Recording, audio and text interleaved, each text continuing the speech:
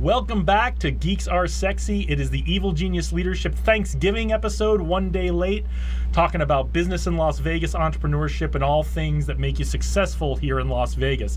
I'm Jason LeDuc. I'm the founder of Evil Genius Leadership Consultants, and my guest for our first segment today is Sean Willis, the CEO and publisher at Aliyah Media. We had a little discussion about this. I wanted to make sure I got it right before we started today. Sean has been an entrepreneur since age 15, and she started out marketing and promoting parties as a young girl back in Detroit, is where you're from? I'm originally from Michigan, so just outside of Detroit. But yes, of course, if you want to do anything, it was in the city. So it was in the city. Detroit. So she started cutting her teeth as an entrepreneur very, very young and has a head start on a lot of us. And she's got extensive concept development, marketing, sales management, and PR experience. And she's here to tell us all about her company, Aliyah Media. So tell us, what is Aliyah Media and why did you start this company? To give people a hard time. To teach them how to pronounce Aliyah. Okay.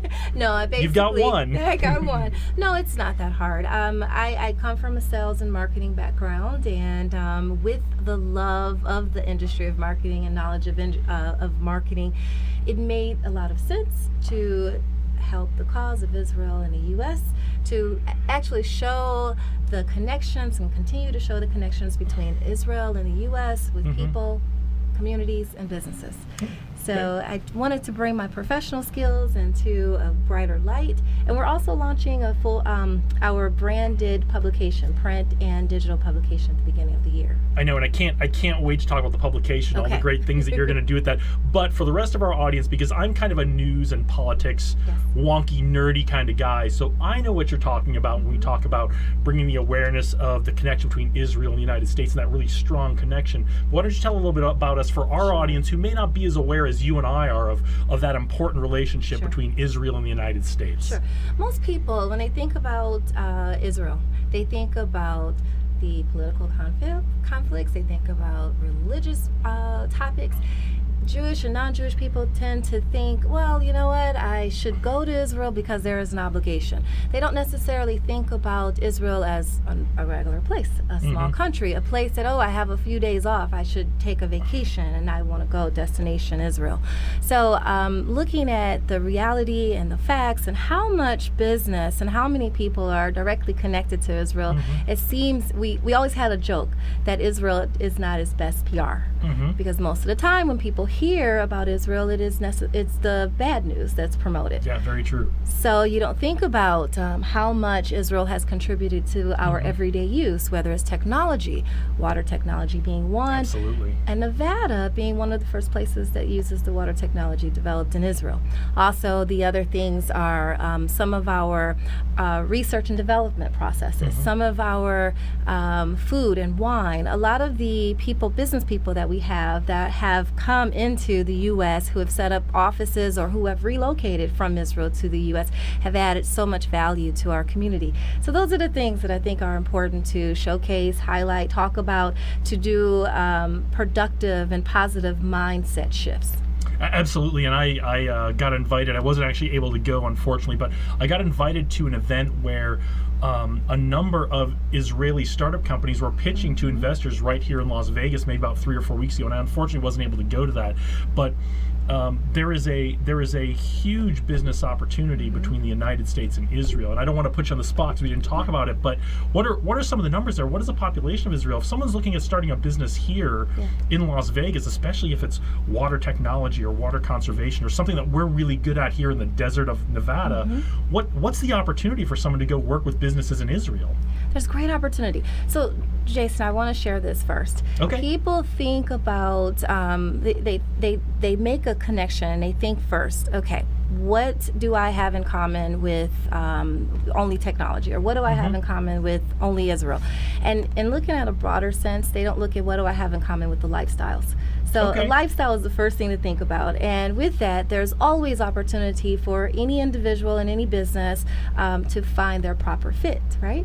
Absolutely. So in Israel, and you asked for the numbers, there are 6 million people in Israel that we can work with. Here in the U.S., some of the organizations that already do a great job of promoting the businesses, and they also do a great job of helping to bring attention to a lot of political strides that help the businesses, as IAC is one to mention. mentioned. We also have our Jewish Federation. But Sure. again, those become more political and more religious set. We have, I guess the biggest focus is we have 22 different tech companies right now who are setting up offices here in the U.S. in Nevada. Nevada is becoming one of the forefronts for Israeli companies setting up offices, and we have a lot of resources to offer. The one thing that we sometimes miss out on is the processes. Okay. So this is again what we offer. We have a process for our marketing, and that is like the whole. There's a lot of different steps and a lot that's involved in marketing. So we do have from concept development all the way to retention.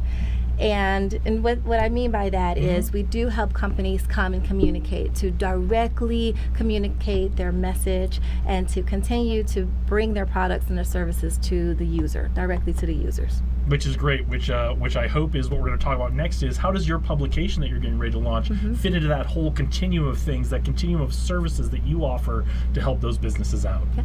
Well, first of all, we do have a collaborative and consultative style. So we have relationships that we've already made with other media outlets, so we can offer a full multimedia solutions for a company. So not only will you get exposure in our publication, we offer exposure on radio, TV, along with some internet programming. So we are looking to bring exposure not just here in Nevada, but it's a U.S. Audience that we've promoted.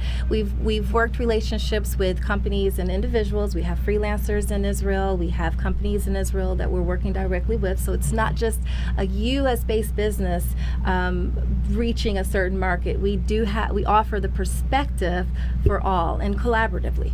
Well, it sounds like what you're really offering is a bridge. Yes. Is a bridge between people who have a need, whether they're people who have a need here in the U.S. or people who have a need in Israel, and someone who has something to offer that person. It sounds like you're really creating that bridge, and it sounds like you're one of the first people to view it that way. Is let's create a bridge so that these businesses and these individuals can collaborate and fill each other's needs and make that close relationship even closer and stronger. I think not just a bridge. We like to say we're connecting the dots. Okay. So we connect the dots, and Jason, we're connecting the dots with businesses that are already existing and working here in the U.S. So we said there are opportunities for new businesses to come into the U.S. market, and there's opportunity for businesses to go from the U.S. market into the Israeli market, but we are also showcasing the businesses that have been working in a healthy relationship already in the U.S. market and with U.S. companies and the collaborations that they have been doing naturally.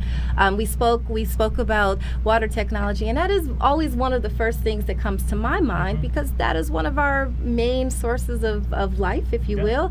It is a major commodity, and it is very important to know that. So, but there's many, many more. Excellent. So really quickly in the time we have left, after the publication launches, where are you taking this business? What's next for Aliyah? So Aliyah Media, again, we hope to continue to collaborate. We hope to continue to work with other media outlets to expand our media reach. Perhaps we'll have an interesting podcast that you will be a guest on as well. I would love to.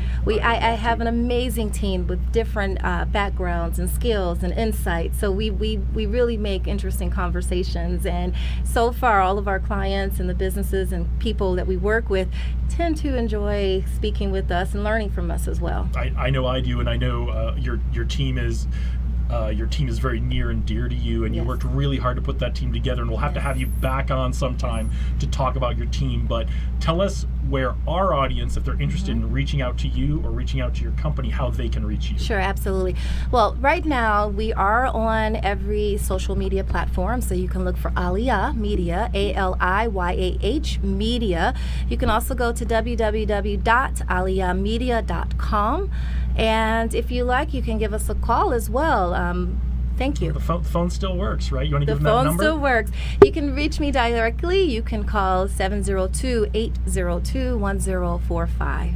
Okay, thank you so much, Sean. We'll have you back in a few minutes for our panel discussion. And we are going to be right back. This is Geeks Are Sexy, Evil Genius Leadership taking over last Friday of the month. And we'll be right back with Bo Warburton from Blinker.com.